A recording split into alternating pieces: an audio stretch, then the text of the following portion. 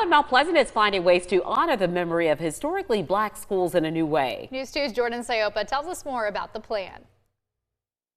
The Long Point Schoolhouse and other historically black schools are an important part of Mount Pleasant's story. Town leaders are making sure their past is remembered through historical markers.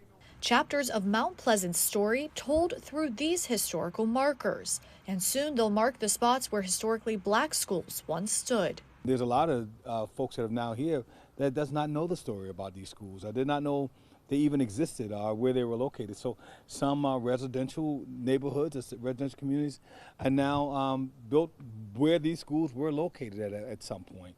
On Thursday, Mount Pleasant's Historical Commission voted to make these locations a priority when picking where future markers will go. Mayor Will Haney says this will happen over the next 2 years. These markers will go up. They're going to work, the commission is going to work with the communities that are preserving these, some people who went to these schools, and make sure that the language and the significance of these is captured in what's put on those markers. I think is wonderful.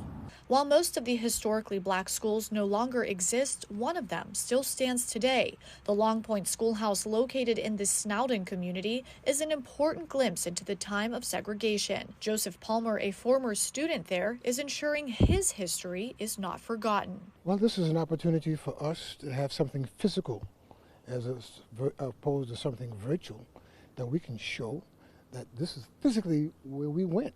The school is being transitioned into the 1904 Long Point Museum and Cultural Education Center soon.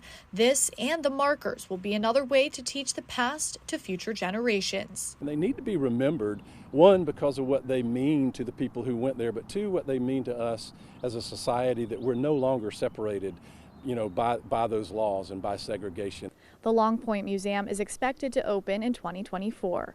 Reporting in Mount Pleasant, Jordan Sayopa, Count on 2.